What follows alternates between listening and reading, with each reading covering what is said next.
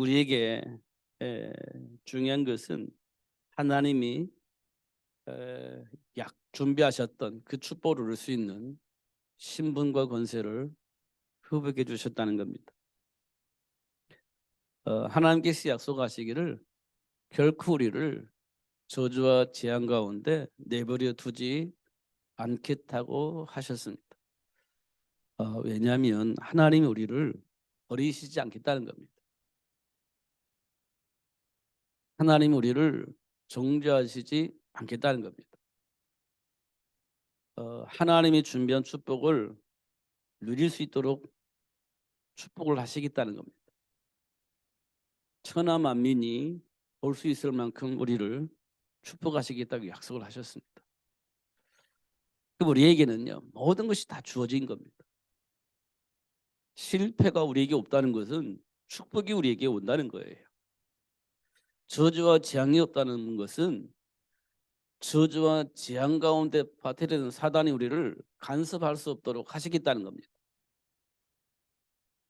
그러니까 우리에게는 뭐만 있냐면 축복만 있는 겁니다. 우리에게 뭐만 있냐면 성공만 있는 겁니다. 그게 하나님이 우리에게 약속하신 약속입니다. 반대로 삶의 현장에는 저주와 재앙이 있다는 겁니다. 반대로 우리 삶의 현장은 실패케 하는 자가 있다는 거예요. 그래서 이 세상에 실패가 있는데 그 실패를 우리에게 당하지 않도록 하나님이 함께 하시겠다는 겁니다. 저주와 재앙을 가져다주는 사단이 있어서 이 땅에 많은 사람들이 저주와 재앙 가운데 빠져 있는데 하나님이 우리와 함께 계심으로 저주와 재앙 가운데 빠지지 않도록 하시겠다는 겁니다. 그러니까 우리 하나님은 우리에게 뭘 주시냐? 축복만 약속하셨어요. 성공만 약속하셨습니다. 그래서 살아계신 하나님과 함께한 자가 어떤 복을 받는지, 이 땅의 모든 사람들이 그 복을 왜 받아야 되는지 그 사실을 알게 하시도록 하나님 우리를 축복하시겠다고 약속하신 겁니다.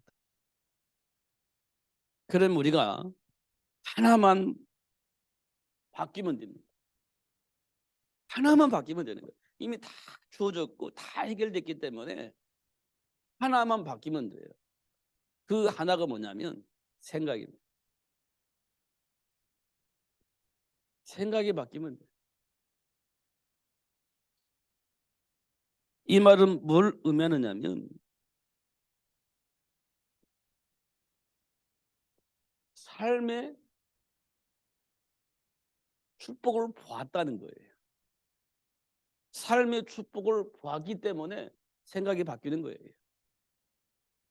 삶의 축복을 보지 못하면 우리 생각은 바뀌지 않습니다. 절대 바뀌지 않죠. 생각이 바뀐다는 말은 삶의 축복을 보았다는 겁니다. 이 삶의 축복을 보았다는 말은 뭘 의미할까요? 인생의 답을 얻었다는 겁니다.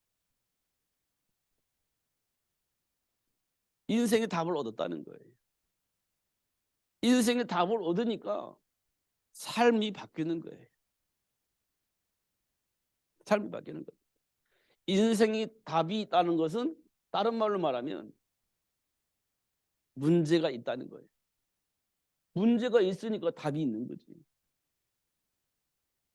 문제가 없는데 무슨 답이 있겠어요. 그죠? 이 답을 얻었다는 말은 내가 문제를 만난다는 거예요. 언제든지 만날 수 있다는 겁니다. 언제든지. 근데 문제가 문제되지 않는 것은 어떤 문제를 만나도 그 문제를 해결할 수 있는 답을 내가 가지고 있는 거예요. 그러니까 문제를 만나도 내게 뭐가 필요가 없냐면 두려움이 필요 없습니다. 두려움이 없어요. 왜냐? 답이 있으니까. 문제를 만나도 상관없어. 답이 있으니까. 이게 두려움의 문제를 해결받는 겁니다. 두려움이 없으시기 때문에 두려움이 없는 게 아니고 문제가 와도 상관이 없어. 해결할 수 있는 답이 있으니까. 그러니까 두려울 필요가 없죠. 두려움이 없으니까 뭐가 필요 없어요? 염려가 필요 없죠. 염려가 필요 없어요. 왜냐? 하나님이 준비한 축복이 있으니까. 하나님이 약속하신 축복이 있잖아요. 그러니까 염려할 필요가 없어. 어떤 문제가 와도 나를 삼킬 것처럼, 나를 실패할 것처럼, 나를 저주 가운데 빠뜨릴 것처럼 그렇게 보여지지만 상관이 없는 것은 하나님이 나에게 약속하셨어요. 세계를 복음할 수 있을 만큼 복을 주시겠다고 약속하셨어요. 그 복을 내가 받은 거고요. 실제적으로 확인했어요. 그렇기 때문에 염려할 필요가 없는 거예요. 실제로 확인했어. 염려할 필요가 없는 거예요. 약속은 받았는데 사실인지 아닌지 모르겠어. 그럼 염려할 수가 있죠. 그런데 약속을 받았는데 그게 사실인 것이 확인됐어. 염려할 필요가 없는 거예요. 이 차이가 있습니다. 우리가 말씀을 듣고 똑같이 약속을 들었어요. 근데 누구는 그래도 그렇지 이게 어떻게 될지 모르겠는데 이래도 염려가 되는 거죠. 약속을 받았어요. 근데 그게 확신이 생겼어요. 확인되어졌어요. 그 염려할 필요가 없는 거예요. 똑같이 약속을 받았는데 안 믿는 사람은 염려하는 거고 똑같이 약속을 받았는데 믿는 사람은 염려할 필요가 없는 거죠. 그래서 우리가 문제 속에서 답을 가지고 있으면 염려할 필요가 없는 거예요.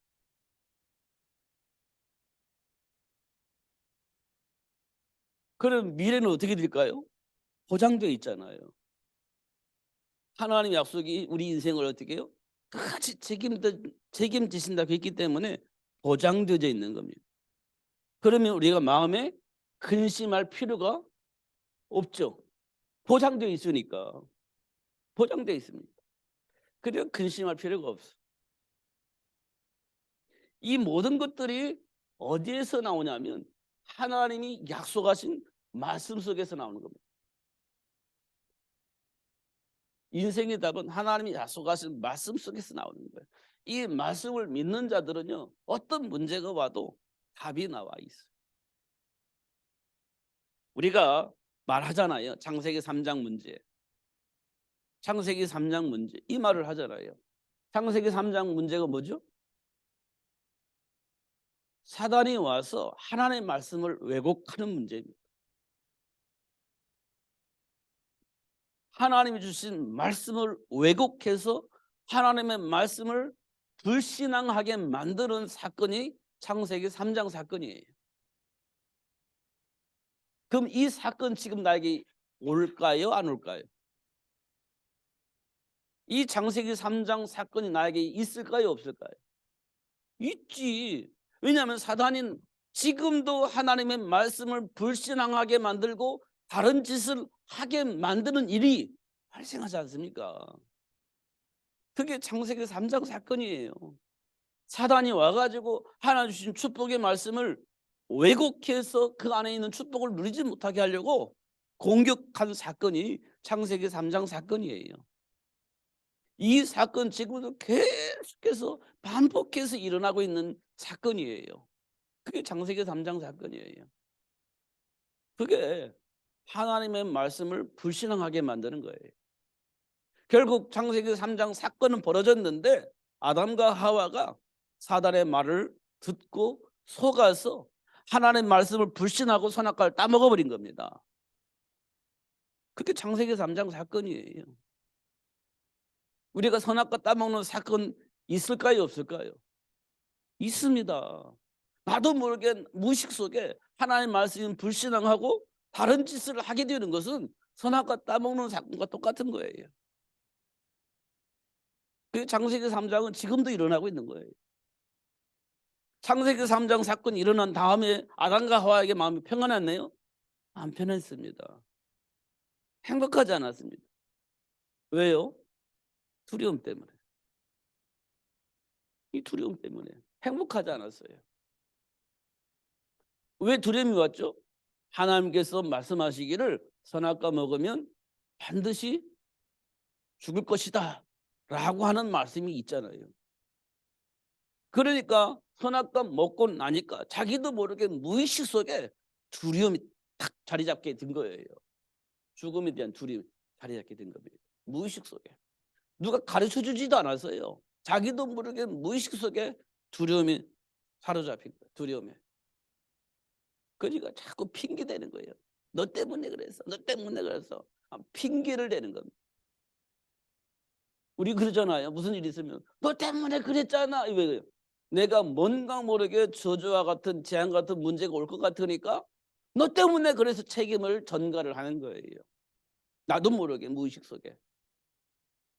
그렇게 되는 겁니다. 그게 선악과를 알게 한 나무 열매를 먹고 난 이후에 아담과 하와에게서 나타난 증상이에요. 그 증상들 우리에게 똑같이 나타납니다. 그게 하나님을 떠나 있는 상태의 모습입니다. 두려우니까 그러는 거예요. 나도 모르게. 그러면서 염려하죠. 근심 사라지지 않죠. 이게 우리 인생이 되는 겁니다. 이렇게 살아가고 있는 거예요. 이걸 보고 우리는 창세기 3장 사건 그럽니다. 이걸 보고 삶의 문제 이렇게 얘기를 해요. 삶의 문제 이렇게 얘기를 합니다. 이게 우리에게 좀 계속 반복해서 오고 있는 겁니다. 그건 우리가요 이 속에서 해결을 받을 수 있으면 참 좋은데 해결 받을 수가 없어. 해결 받을 수가 없어. 이걸 보고 우리는 해결 받을 수가 없기 때문에 우리는 이거를 뭐라고 말하죠? 저주와 재앙이라고 해요. 이건 해결되어도 저주와 재앙 가운데 있는 거예요. 두려움이 해결되어도 염려가 해결되어져도 근심이 해결되어져도 이게 그쳐지질 않아요. 지금은 해결될지라도 이게 지속해서 와요. 사라지지 않습니다. 지금 우리가 그리스도 안에 해결받았다고 하지만 이게 완전히 사라지지 않았잖아요. 지금도 여전히 남아있지 않습니까? 무슨 일이 있으면 덜컹하잖아요. 어떡하지? 두려움, 염려, 근심 사라지지 않잖아요. 없는 줄 아는데 어느 날 덜컹하면 이게 찾아오잖아요. 저주와 재앙 속에 살고 있는 거예요. 저주와 재앙 속에. 이게 지금 우리가 가지고 있는 문제입니다. 가지고 있는 문제. 이 문제에 대한 답을 가지는 게 중요하죠. 그게 말씀입니다. 이걸 다른 말로 말하면 약속이라고 그래요. 약속. 이 약속은 어떻게 해요? 반드시 성취된다.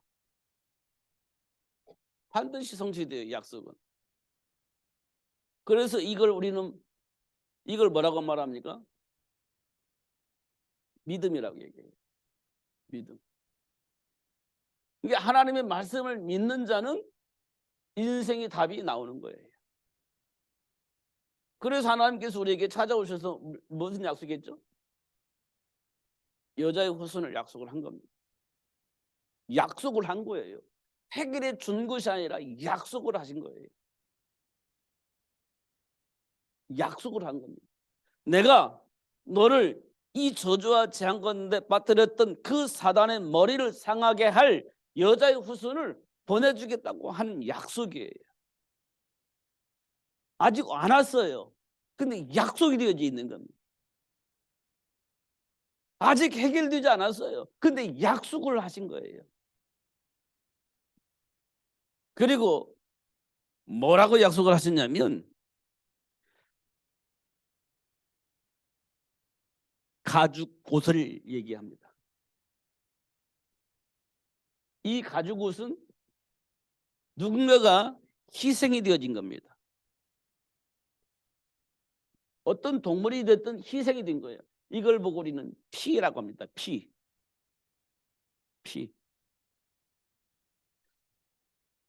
그래 여자의 후손을 이 약속을 믿는 사람은 뭘 가지고 가냐? 하나님께 나갈 때 피를 가지고 가는 거예요. 하나님의 약속을 믿는다는 증거로 하나님께 나갈 때 피를 가지고 가. 그러면 하나님께서 이 피를 보고 그 사람을 수용해 주는 겁니다. 그 사람을 수용해 줘 하나님께서. 이 말은 뭐냐면 하나님이 약속하신 그 약속을 믿는다는 증거로 피를 보고 하나님께 수용해 주시는 거예요. 그게 가죽 옷입니다. 이스라엘 백성들이 출애굽을 하죠. 언제 되죠? 출애굽기 3장 18절에 보니까 희생제물의 어린 양이 피를 바를 때, 희생제물 어린 양이 피를 문설주에 바를 때 출애굽이 되어집니다. 해방되어지는 거예요. 이게 희생제물이 피예요. 피. 이 말은 뭐냐면 약속을 믿는다는 거예요. 하나님의 약속을 믿는다는 겁니다. 이 피를 문설주에 받았을 때 하나님께서 그 피를 보고 패스오버가 되는 거예요. 유월절이 되는 겁니다. 죽음이 그 집을 넘어서는 거예요. 죽음이 그 집으로 들어가서 그 집 안에 있는 장사를 다 죽여야 되는데 이 피를 보고 그냥 지나가 버려요. 그걸 보고 유월이라고 합니다. 유월. 그 저주와 재앙, 죽음이 그 가문의 장손들이 다 죽어야 할 저주와 재앙이 그 집을 넘어가요. 그 집 안에 있는 사람은 안 죽어. 그게 6월이라고 하는 겁니다. 6월 넘어섰다는 거예요. 영어로는 패스오버라고 하죠. 넘어가 버리는 거예요. 저주와 재앙이 넘어가 버려요. 저주와 재앙을 내가 만나야 되는데 이 피 받았다는 증거 하나만 가지고 이게 저주와 재앙이 넘어가 버리는 겁니다. 이게 왜 그러냐? 하나님이 이 피를 보고 내 약속을 믿는구나라고 확인하고 넘어가 버린 겁니다. 네가 내 말을 믿는구나 하고 넘어가 버리는 거예요. 이게 6월절입니다. 출애굽 사건이 이래서 일어나는 거예요. 출애굽 사건이 이렇게 일어난 겁니다. 예수님께서 십자가에서 뭐를 흘렸죠? 피를 흘리셨습니다. 이 말은 뭘 의미하느냐면 인류의 모든 죄 문제를 해결하셨다는 거예요. 이 죄는 불신앙을 말하는 거예요. 하나님을 불신앙한 모든 죄 문제를 해결하셨다. 그게 십자가에서 흘리신 피, 이걸 보고 우리는 보혈 이렇게 얘기를 하죠. 보혈. 이게 약속되어져 있는 이것이 십자가에서 완성이 되어졌습니다. 그래서 어떻게 돼요? 예수님께서 부활을 하셔. 부활하셔요. 이 말은 생명이 회복되어졌다는 겁니다. 생명이 회복되어졌다는 거예요. 다시 말하면 하나님과 함께한 축복이 회복되어졌다는 거예요. 근데 이 사실을 모르면 이 저주와 재앙의 삶 현장에서 해결할 수 있는 방법이 없어요. 해결이 안 되는 겁니다. 그러면 해결 안 되는 사람은 어떻게 해요? 저주 속에서 살아요. 근데 계속 저주 속에서 사는 건 힘들잖아요. 해결책을 해결책을 찾아야 되잖아요. 그러니까요, 교묘한 방법으로 사단은 교묘한 방법으로 해결책을 주는 겁니다.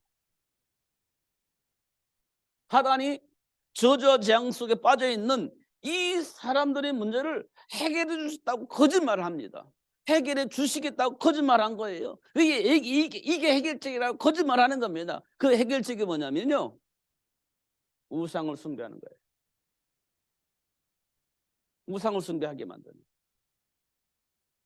그리고 부적을 한다든지 고사를 지낸다든지 기타 등등 우상 숭배하게 만드는 거예요. 그래가지고 이 저주와 재앙의 문제를 해결할 수 있다라고 착각을 하게 만드는 겁니다. 이게 사단이 만든 거짓말 해결책이에요. 그래서 요즘 막 극단적으로 구술하는 사람도 있잖아요. 전만 봐가지고는 안 돼. 그러니까 막 극단적으로 구술하기도 하고 그러잖아요. 그게 해결책이라는 겁니다. 거짓말입니다. 근데 사람들은 이 저주와 재앙의 문제를 해결할 수 있는 방법을 모르니까 사단이 만드는 그 풍조에 이끌려서 굿도 하고 부적도 쓰고 뭐 고사도 지내고 다 별짓을 다 하는 거예요. 해결책이 아닌데 해결책이라고 착각하는 거예요. 그거 아니면 할 수 있는 방법이 없으니까요. 이게 이제 창세기 3장 문제에 걸려 있는 인류의 멸망의 길이 되는 거예요. 인류가 멸망하는 길이 되는 거예요. 이 사람들에게 이거 말해주는 겁니다. 저주와 재앙 속에 있는 근본적인 배경을 알려주고 그 문제를 해결할 수 있는 여자의 후손을 알려주는 거예요.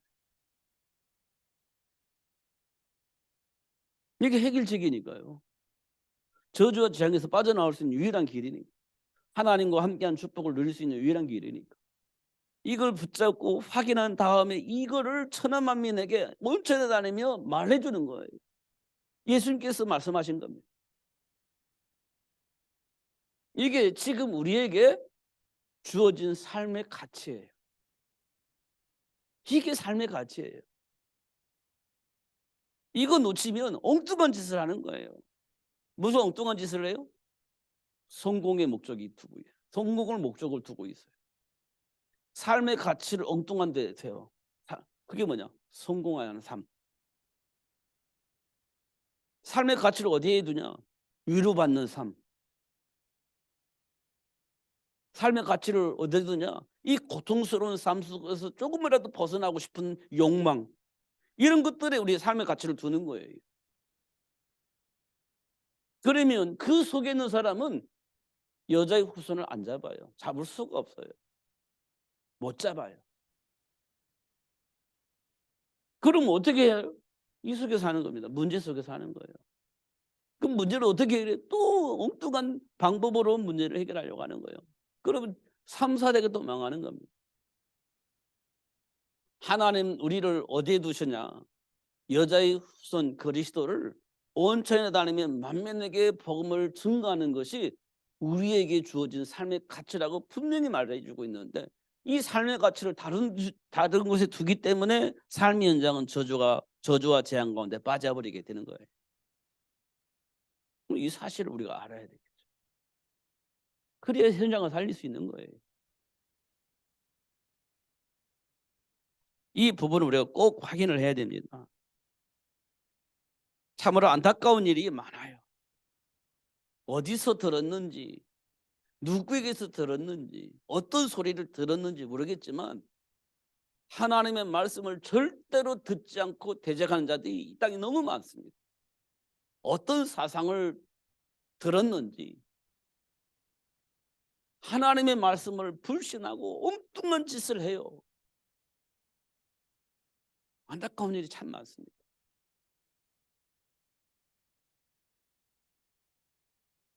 성공이 전부인 것처럼 착각을 하고 있고 착하게 살면 되는 줄 알고 착각을 하고 있고 남에게 해를 해하지 않으면 되는 줄 알고 착각하고 있고 열심히 살면 되는 거라고 착각을 하고 있고 그렇지 않다니까요. 하나님과 함께 이 삶의 축복을 모든 사람들에게 알리는 것이 우리 인간에게 주어진 삶의 가치입니다. 이것이 정리가 되어져야 돼요. 이것이. 그렇지 않으면 우리 순서가 자꾸 바뀌어요. 필요할 때마다 바뀌어요. 환경마다 바뀌어요. 그때그때 바뀝니다. 순서가. 정리가 안 되면. 우선순위가 자꾸 바뀌는 거예요.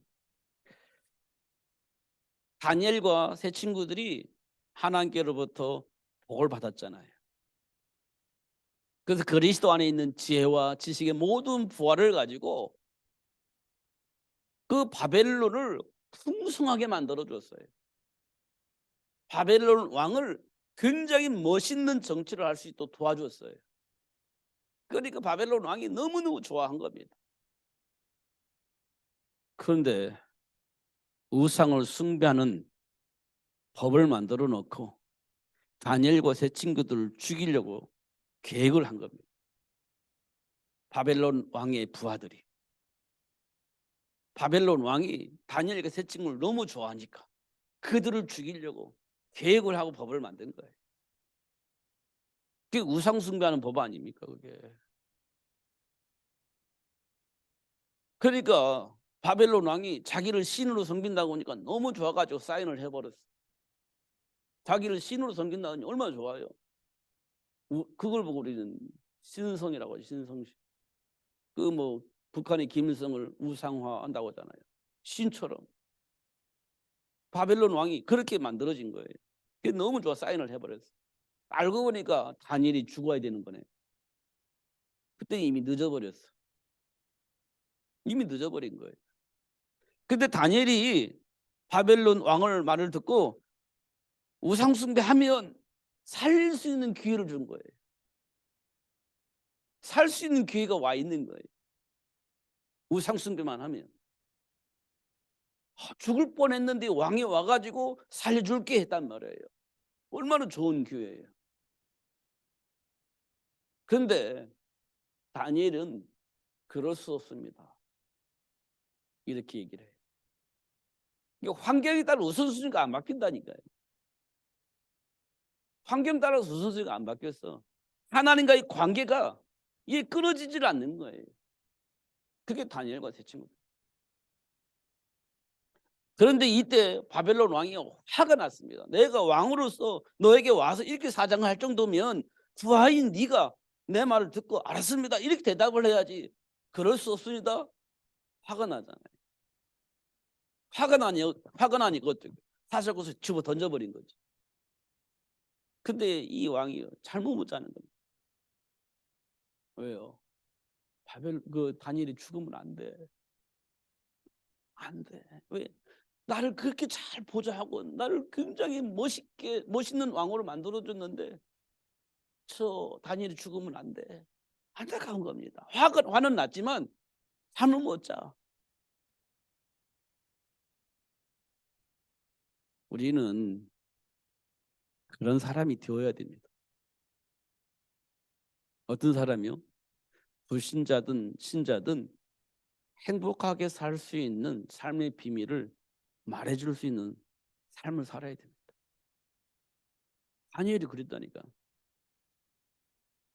이방 나라 임금을 최고의 왕으로 만들어준 거예요. 가장 멋있는 왕으로 만들어준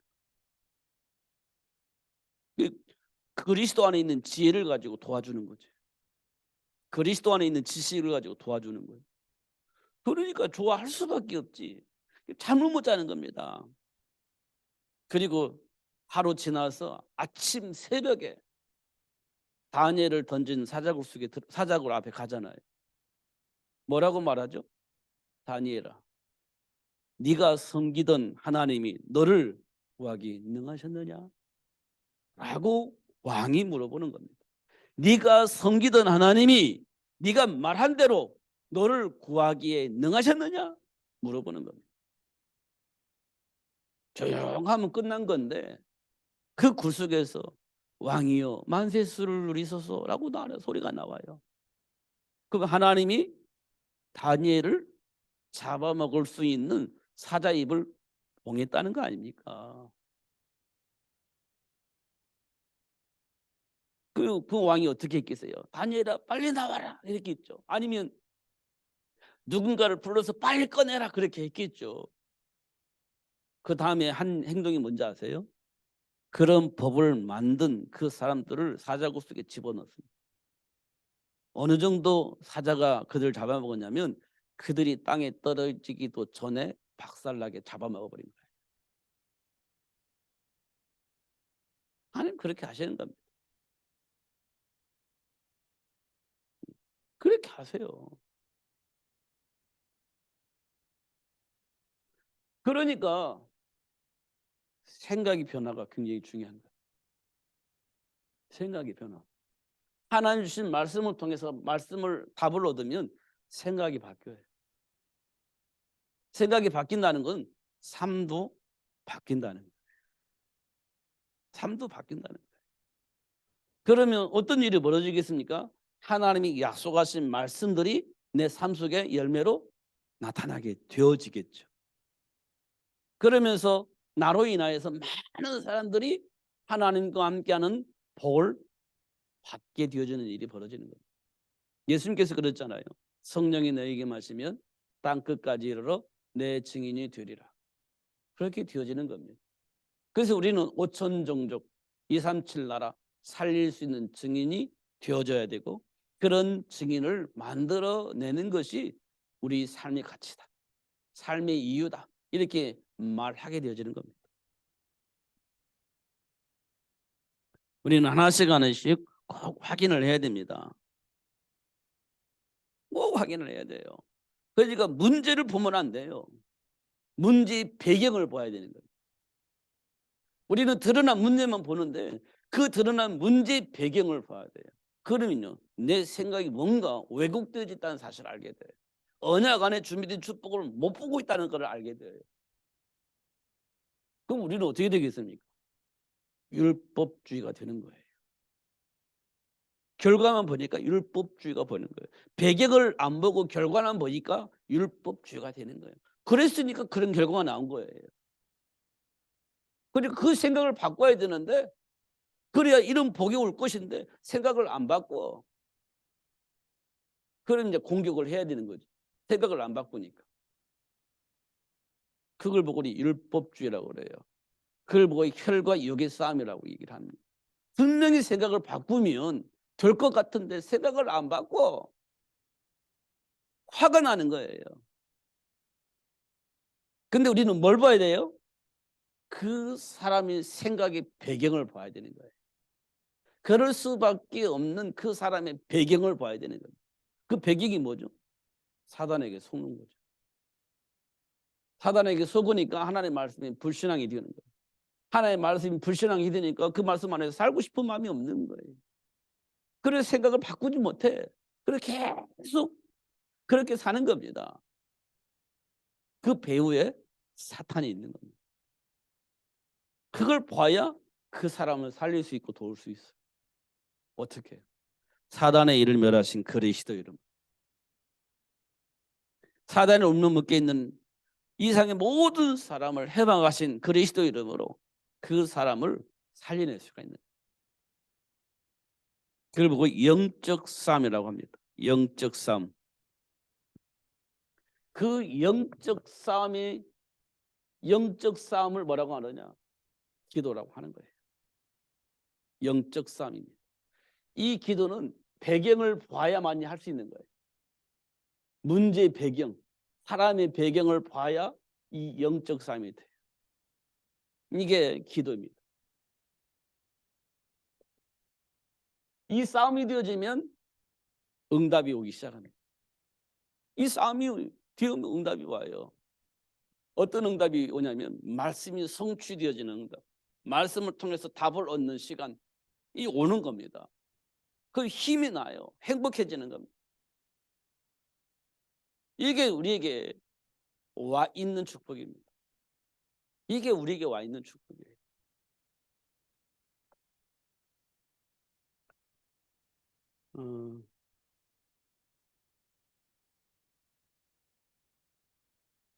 제가 꿈을 안 꿉니다.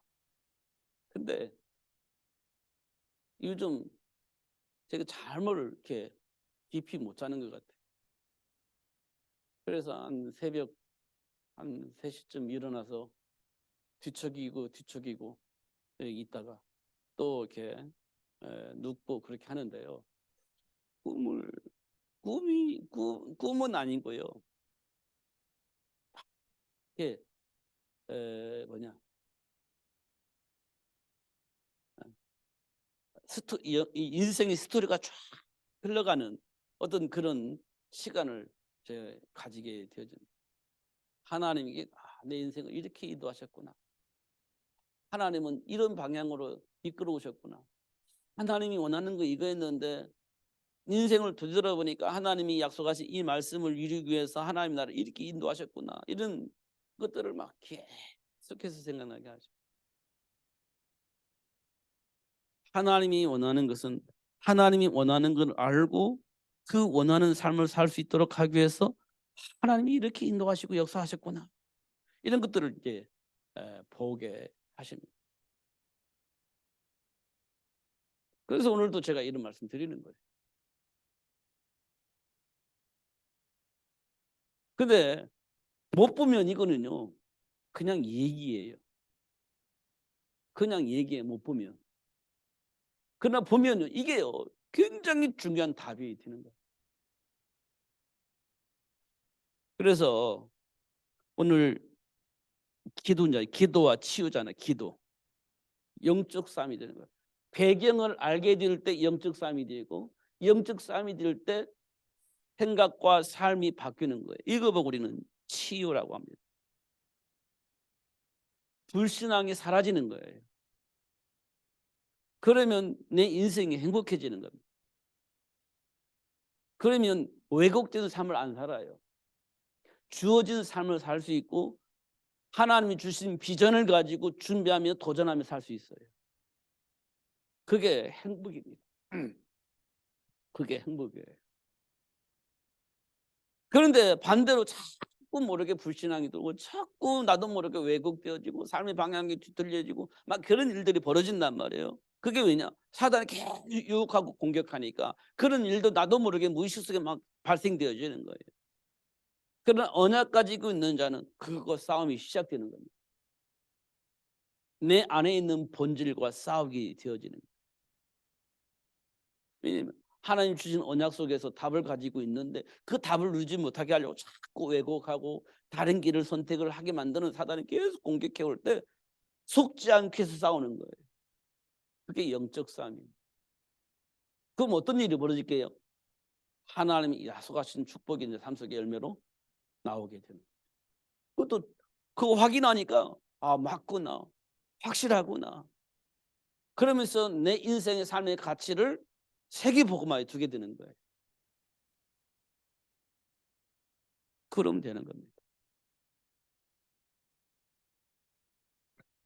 요즘 이 세계복음화라는 단어를 들으면서 정말 하나님은 세계복음화를 위해서 역사를 하고 계시는구나, 이 부분에 대한 확신이 생깁니다. 저는 확신이 생겨요. 우리 인격으로 보면 여러 가지 원하는 부분이 있지만, 그런 원한 부분을 통해서라도 하나님은 세계복음화의 증인이 될 수 있도록 역사하고 계신다는 겁니다. 분명한 것은 하나님이 우리와 함께 하셔서 증인이 되어지도록 하시는 하나님의 역사가 있다는 거예요.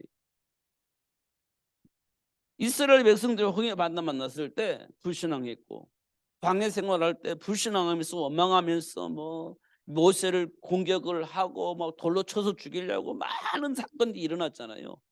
그럼에도 불구하고 그들을 통해서 가나안이 정복되어지게 하시는 하나님의 역사를 보는 거예요.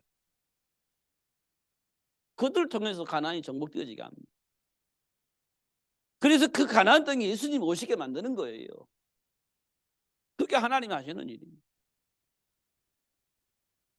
우리가 볼 때는 모나고 너무 불심장이고 감정적이고 그런 모습들이 우리 삶 속에 드러나는데, 그런 우리를 통해서 치유하고 회복하여서 가나안이 정복되어지게 하고 가나안 땅에 결국은 예수님이 오시게 하시는 하나님의 역사를 보는 거예요.